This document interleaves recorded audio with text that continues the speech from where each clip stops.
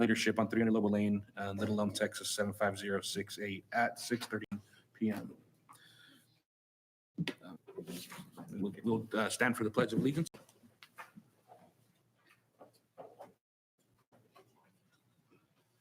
Pledge allegiance to the flag of the United States of America and to the republic for which it stands, one nation, under God, indivisible, with liberty and justice for all. Texas flag. Honor the Texas flag. I pledge allegiance to the Texas, one state, under God, one and indivisible. No invocation today. We need to get another schedule going on that. All right, we do not have anyone for invocation tonight, so can we have introduction and roll call, Ms. Padilla? Daniel Gallagher. Here. Mr. Dan Blackwood. Present. Ms. Leanna Hardy. Here. Mr. Jason Olson. Here. Mr. David Montenegro. Here. Mr. Alejandro Flores. Here. And Matt Preston, Ms. Melissa Myers, and Mr. Deliani. All right, we'll now move on to Superintendent Spotlight. Mr. Gallagher? Oh, thank you. President Montemayor and board members, at this time, I would like to ask our Deputy Superintendent, Mr. Ross Roberts, to come to the podium for a special introduction of our new Executive Director for Human Resources. Yeah, hello, thank you, Mr. Gallagher. President Montemayor, Board of Trustees. I am always honored when I get to come to the podium and introduce one of our newest family members here to our organization. And like Mr. Gallagher stated, I am going to introduce our new Executive Director for Human Resources. And we are extremely excited for Dr. Teague to join our team. And he possesses PHCLE certification, which is Professional Human Capital Leader in Education certification, which has helped him move through his leadership ranks within the Human Resources Department. Dr. Teague is a practitioner. He has moved through positions as teacher, assistant principal, as well as sitting principal through his tenure. And he is coming to us by the way of McKinney ISD. I was in the whole process from start to finish. And Dr. Teague is someone that is very professional, is extremely collaborative, someone that firmly believes in the strength of building quality relationships. And we're extremely excited to have Dr. Teague join our team. 25-year veteran in education. This is the start of his 8th year in human resources. Amy, his wife, is here with him, and they have 3 kids, 22, 19, and 14. So at this time, I would like to introduce Dr. Chad Teague as our new Executive Director for Human Resource Services.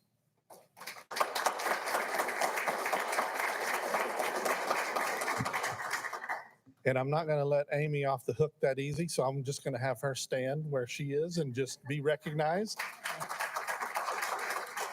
I felt the eyes looking at me when I was getting to that point, and I had the honor of meeting her this evening, and so we are so glad that she's here and joined Dr. Teague tonight in celebration. So, Dr. Teague. You bet. Good evening, Mr. Gallagher, Board of Trustees. Thank you very much for the privilege and the honor to serve Little Elm ISD. I'm really excited about it.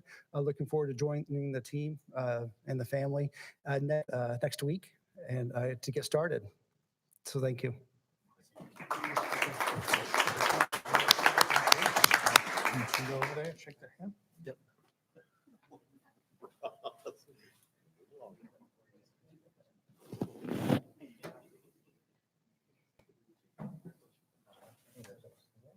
Talk to you soon. And I Ms. am very excited about Dr. Teague joining us Monday, so it can't get here fast enough.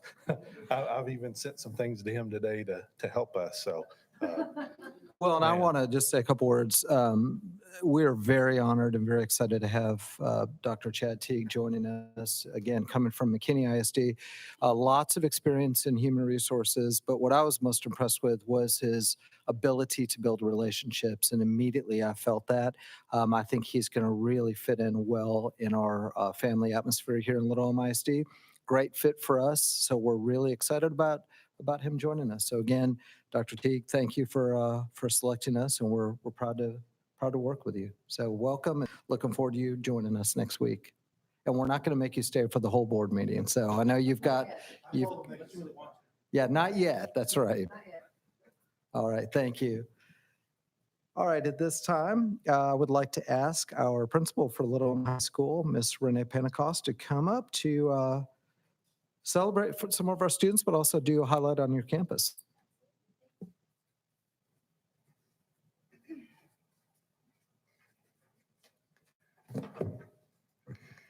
President Montemayor and board members, thank you again for giving me the opportunity to come before you, introduce some of our fantastic high school students, and share a little bit of the great things that are going on at the high school.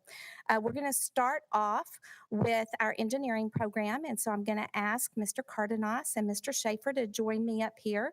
They got a new facility this summer. They also have up and going a new part of our engineering program, the drone program. So I'm going to let them explain. You know, each year I've been here, and this is my 6th year, our spotlight has been something new. So this is our something new for this year, and I know you're going to enjoy it. I'm Valentin Cardenas. I'm the engineer, one of the engineer teachers for Little Elm High School. And 2 years ago, we started with the idea of offering aerospace. And finally happened this year. We opened it up, and it's been exciting for the kids. It's another program we offering them to have more choices, what kind of engineer they want to be. So this is Mr. Schaefer. That's all. Thank y'all for having us. I just wanted to say thank y'all. We got some new facilities this summer, and I know that's thanks to y'all.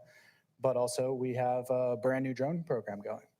And part of the new facilities is we're getting more space to have our Technology Student Association be able to use those drones. And over the summer, we had a camp where some of them got to learn how to use them.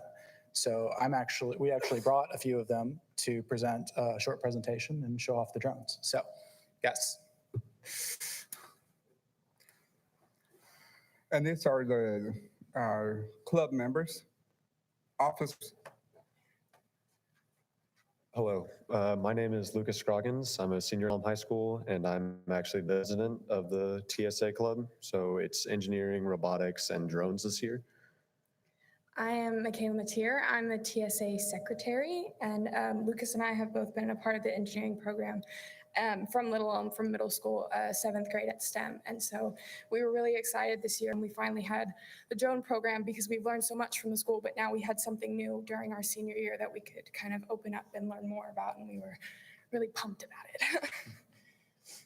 And so this is Kurt. Okay. He's kind of Sorry about that. Hi, I'm Kurt. I'm the vice president of TSA. I'm one of the more experienced flyers here, and I'm excited to do what we do.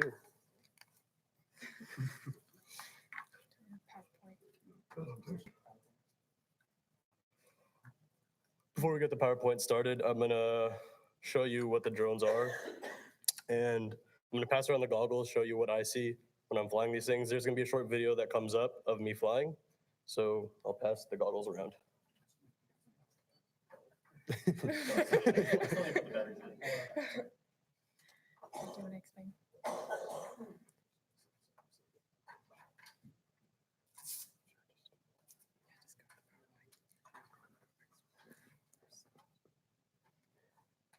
I'm just going to start the presentation.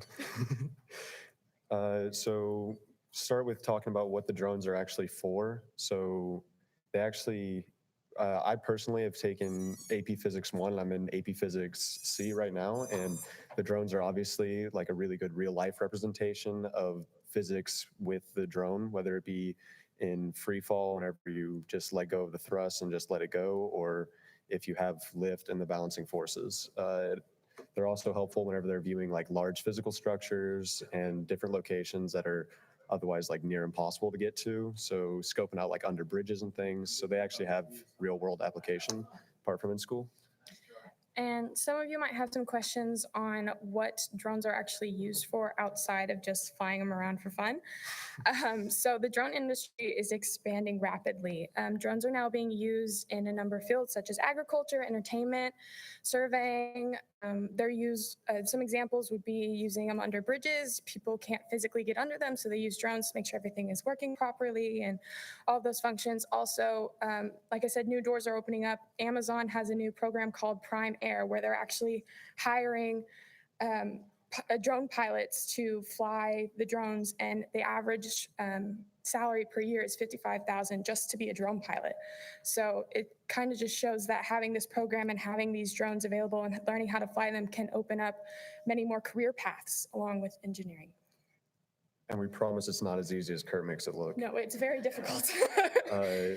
In the actual like aerospace class and also in the TSA club after school. And for me, I don't have a first and seventh period. I go in the mornings to try and work on the simulation so that I can actually get to where I can fly a real drone. So that I'm in the simulations, getting the hands-on experience, and it's pretty tough. I want to talk about the concept. Yeah. So in the concept of aerospace class and learning the drones, we will explore the fundamentals of flight through simulations and hands-on experience. And then we will learn how these concepts apply to career in aerospace engineering, as well as the other engineering and non-engineering fields. So Lucas and I are also, as well as in TSA, we are in the aerospace engineering course. And so during the day, we learn about aerospace and flight and drag and thrust and every concept that goes into it. And then after school, when we come to TSA, we actually get to apply this knowledge that we've learned in class. So it's a great extra, it's great extra knowledge and hands-on experience that we wouldn't usually get in class if we were just going to class. Here's an image. Here's some images of people in the TSA club putting some of the drones together. And I believe we have this video from Kurt. This is about him 3 weeks into learning how to fly. And I know that I wouldn't be able to do this. If I can, yeah. I don't know. You didn't have to click on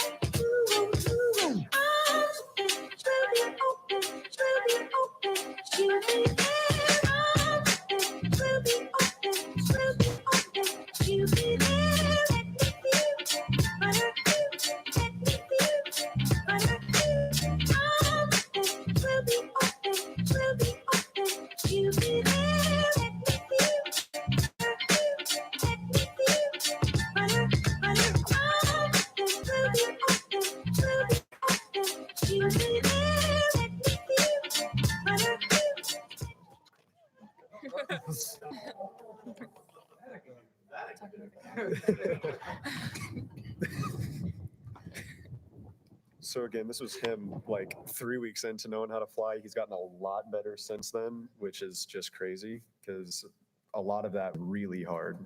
I can't even do that in a simulation. And through the goggles, as you saw, he had on, he was actually seeing what we saw in the video through the VR goggles. So those were really fun to play around with. We definitely were experimenting with them when we first got them. they're really fun. And so it's a good thing to have, especially when learning drones, because it's easier to see how to do it and what you're doing when you see what the drone sees. So, Yeah. Any questions? any Questions? questions?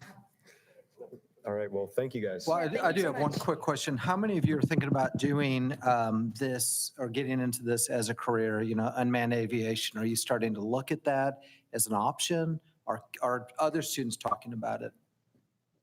We have more students in the aerospace class talking about it. Lucas and I and Kurt, I think we're all seeing it as more of a bonus feature in our programs. So I would like to go into petroleum engineering and geosystems. And I know drones, just from the research that I've done, are very good at looking at the oil wells without physically having to go. So me being able to fly the own drone as looking at the wells, it's just a benefit that I have. And it looks really good on college applications if you have your license in it. So Very good. Yeah. Wonderful. okay. Thank you all so much. Appreciate it.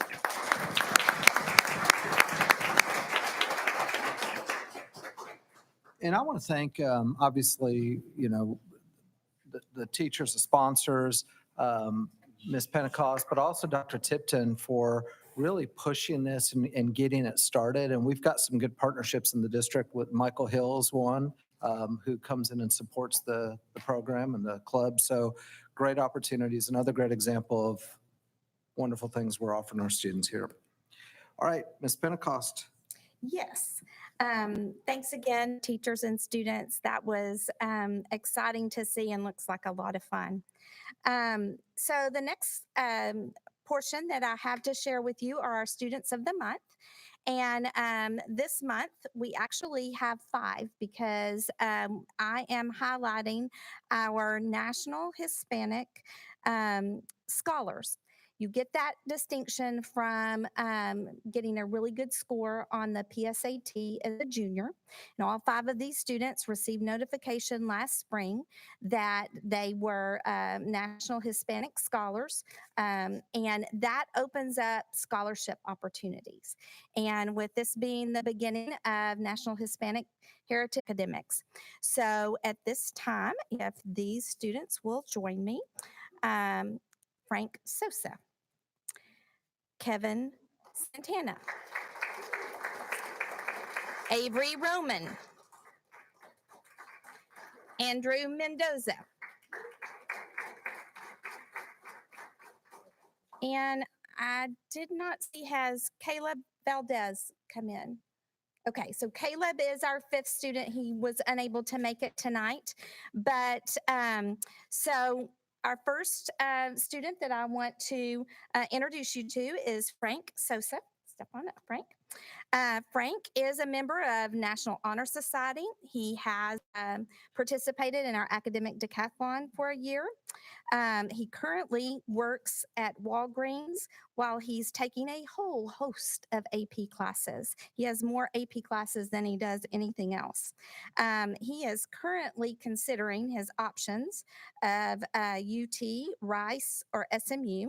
And his top choice would be Rice because he likes the student to faculty ratio there.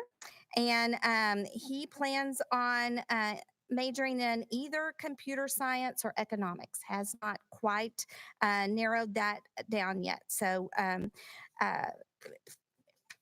let me share with you a little bit of information about the National Hispanic Recognition Program. College Board's mission is to help students take advantage of the opportunities they've earned each year in the National Hispanic Recognition Program, which recognizes about 5,000 academically outstanding Hispanic Latino high school juniors who take the PSAT from among more than 400,000 juniors who take the PSAT in the spring. I'm sorry, in October. We're about to give it again in about a month.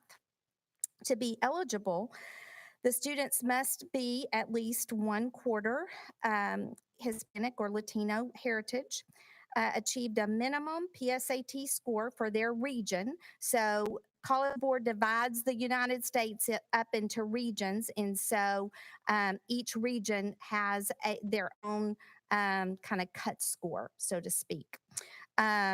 And then they also have to have a grade point average of at least 3.5 or higher to be designated as National Hispanic Scholars. The National Hispanic Recognition Program honors these outstanding students and makes their information available to subscribing colleges and universities. So, Frank, congratulations, great job. Now, I believe Frank's parents are here, and if any other family members are here, please stand because we want to recognize you as well. We know that these students don't get these types of accomplishments with a lot of support from home, and so we want to thank you for your part in helping Frank with this great accomplishment. Thank you for being here. Next, I want to introduce you to Kevin. Kevin, come on up. So Kevin has been a member of the Lelm Band since 6th grade. He is a clarinet player and is currently a section leader. He also has participated in our academic octathlon program his sophomore year. He's currently in National Honor Society.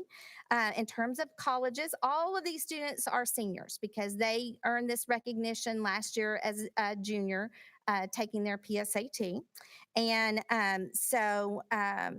Kevin, his top college of choice is UT Austin, and he's planning on majoring in chemistry. He too is taking quite a few AP courses this year, and academically is setting the bar very high for himself and for others as a leader. So I believe Kevin's parents and family members are here. If you would stand, please. Yes. Thank y'all for being here. And there you go. Okay, next up, I would like to introduce you to Avery Roman. Come on up, Avery. Avery is currently a senior. She is the president of our student body. She wants to attend UT Austin and major in biology with an emphasis in human biology as a pre-med student. Ultimately, she wants to be an anesthesiologist. She is a Lobo for life. She has been in LEISD from kindergarten through 12th grade. She currently ranks 13th in her class. She's a member of HOSA, Wolfpack, and she was instrumental in starting our ping pong club last year and was its secretary. So Miss Avery Roman and her parents are here. If y'all would stand, please. And thank y'all so much for being here.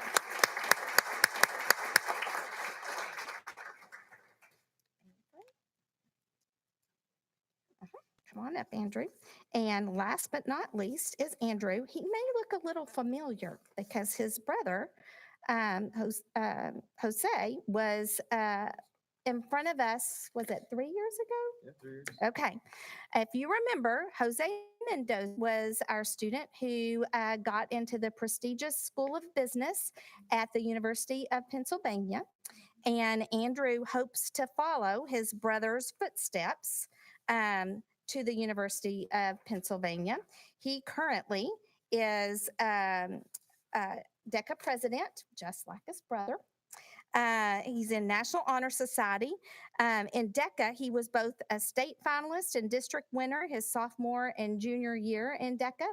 It's his goal that he's going to make it to internationals this year. He is applying for early decision at the University of Pennsylvania, and applying also to Harvard, Cornell, SMU, and University of Texas at Austin.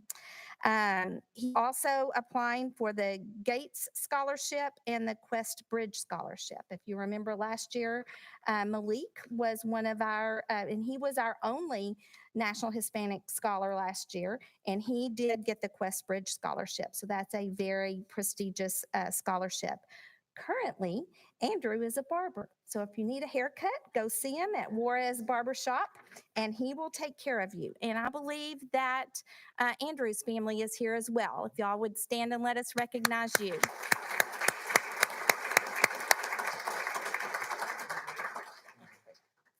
And I don't believe, one last time, Caleb Valdez, have you, okay, he must have had a conflict. But Caleb also was our 5th student. I'm very proud the last 2 years, we've only had 1 student who has received this honor, and this year we have 5. So I think that says a lot about our students and the hard work that they're putting in. So come on over and let's take a picture real quick. Yes, and family, if you want to come up and take a picture while they're, y'all can come on up. Yeah.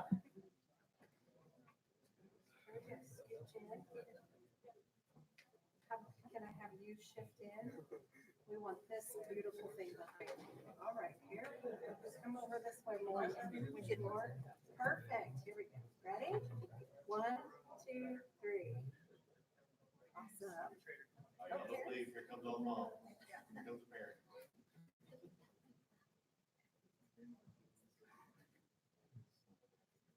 Which camera did we look at?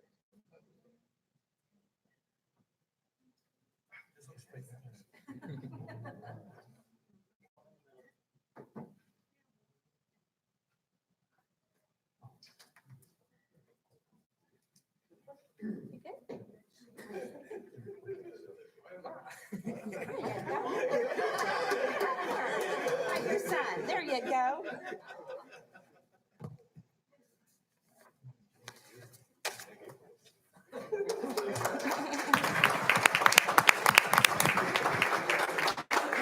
Thank you, Ms. Pentecost. And congratulations to each one of you. And thank you for representing Little Elm ISD in such a great way. You deserve all the recognition. At this time, I'd like to ask, look, she's up there, Miss Cecilia Jones. We have a special presentation. Good evening, board members, President Montemayor, and Superintendent Daniel Gallagher. I'm pleased to welcome our partner in education to tonight's school board meeting. CoServe has continued to support Little Elm ISD through various programs, such as its adoption of 2 of our campuses, provide consecutive student scholarships to deserving seniors during our spring scholarship assembly, and its sponsorship of various events around the district, such as our Special Olympics, track meet, district reading challenges, and teacher functions. At this time, I would like to invite Mario Zavala, CoServe Community Engagement Coordinator, Jennifer Gibson, Community Support for Little Elm, and Leon Petzel, CoServe Board of Director, for a check presentation to the district.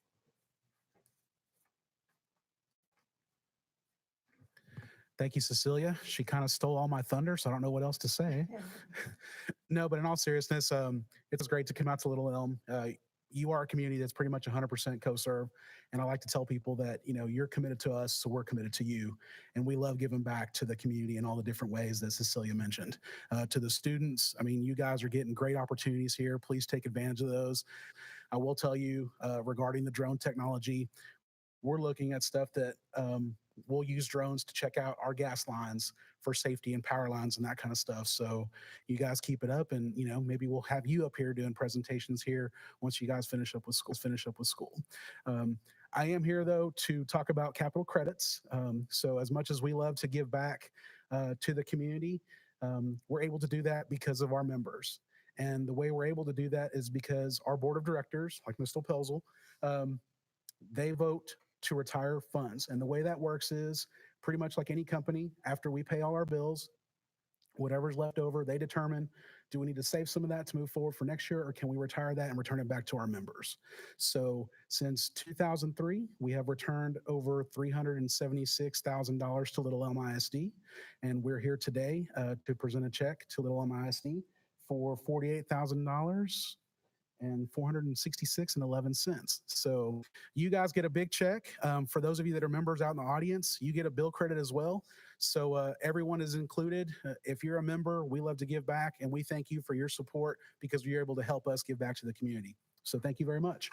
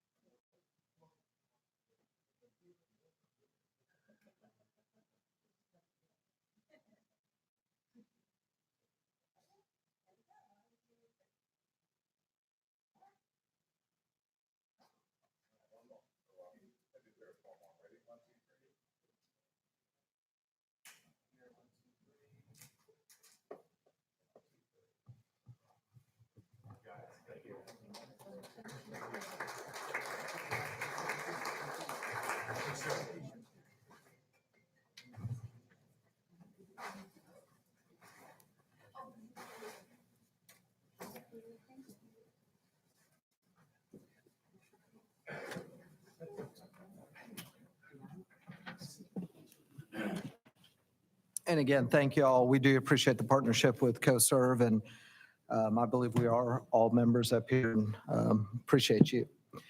All right, at this time, President Montemayor? So we do have an item, two items. The first one is the reports of superintendent. Item B on the agenda, the future plans for LEISD 101 student computer program. If you want to move up to the floor, please. And then after that, we'll have citizen input. Perfect. Thank you, President Montemayor, Superintendent Gallagher, Board of Trustees. I am going to do, and I have a presentation of 4 slides here for you. And I'm going to do a presentation on our future plan, LEISD's one-to-one student computer program.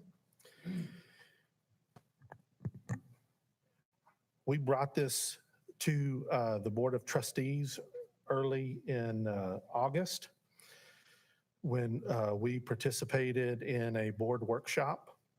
And at that time, we took the Board of Trustees through that presentation. So what I'm going to do here now, it's a 3-pronged approach, basically, and I will cover the current structure, the change to the program, and then also what we're looking towards in the school year 2020, 2021. So if you'll look at the slide, the next slide, our current structure, the current program, grades K to 5. We have 5 iPads per classroom. That's approximately 1 iPad per 5 students at those grade levels. K2, what did I say? Did I say K5? I'm sorry. K2, I was looking right at it. K2 at grade 3, approximately 1 Chromebook for every 3 students. Varies by campus. Grades 4 to 8, Chromebook for every student. We're 1-to-1. Grades 9, 12, MacBook for every student, 1-to-1. Moving to the next slide, change to the program. So this is what we're currently looking at now for the school year 2019-2020. BYOD allowed upon request of the student and parent. We currently have 1 or 2 of those right now at the high school that we've accommodated and that we are working with.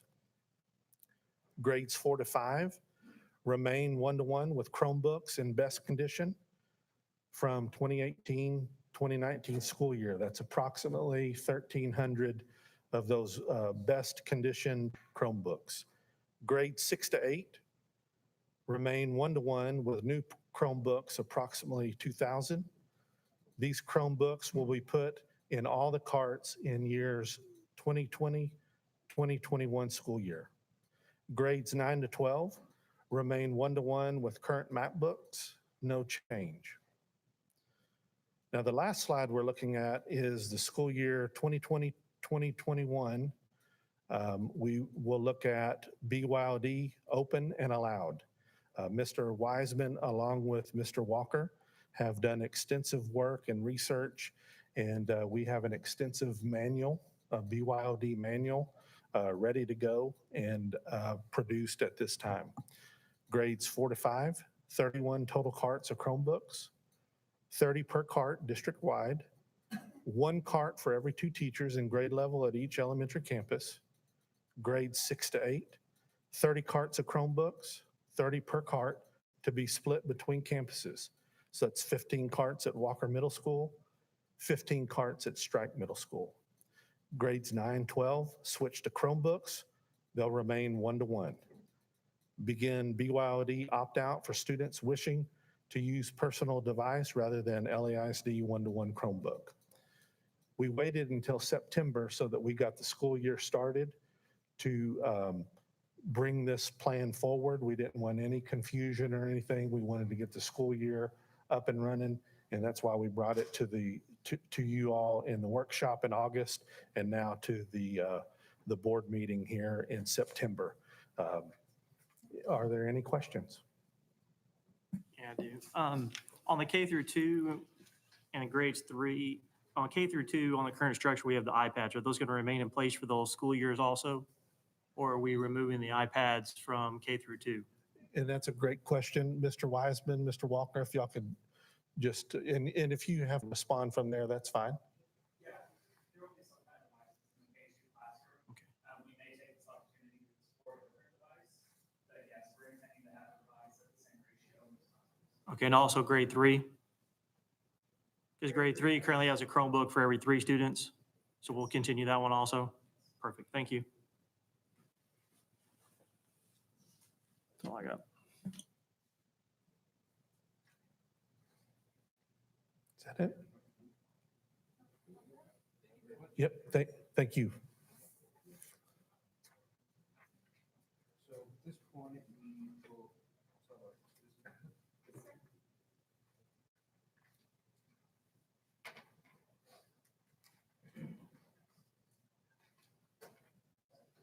will, Mr. Tim Curtis?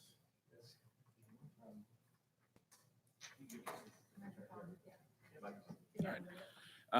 Yeah, you can go to the microphone if you wish at this time. And it's 2 minutes.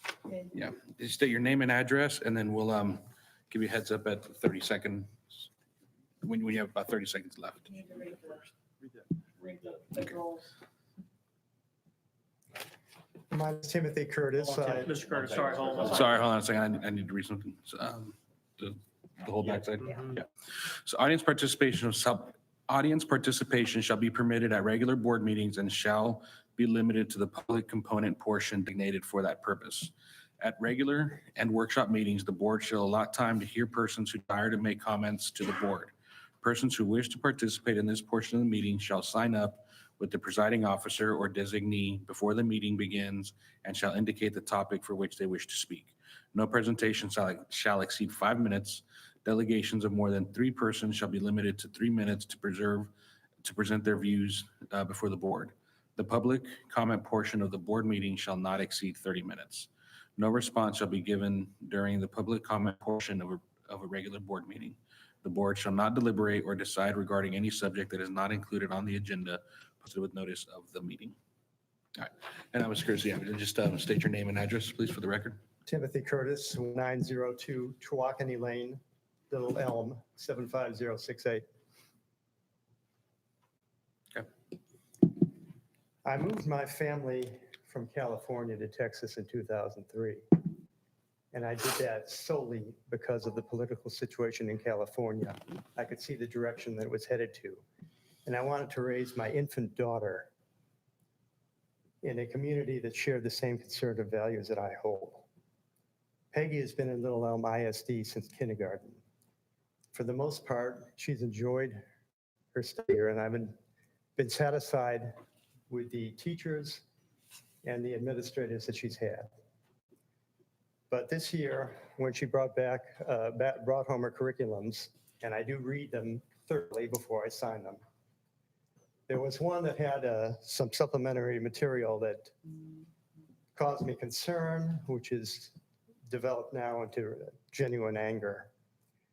In her AP government class, the instructor intends to use the New York Times and Washington Post as supplemental resources.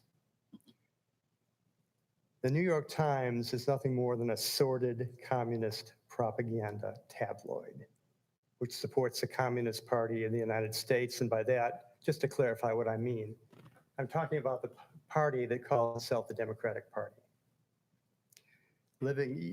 Proof of this, you only have to go back 24 hours in the news cycle. Living up to its sordid history is a propaganda outlet. The New York Times has once again chosen activism over journalism. Over the weekend, the nation's so-called paper of record released a bombshell story about Brett Kavanaugh's actions in college in lurid, sordid detail, which I wouldn't want my daughter to read, and I don't think any other high school student should be exposed to.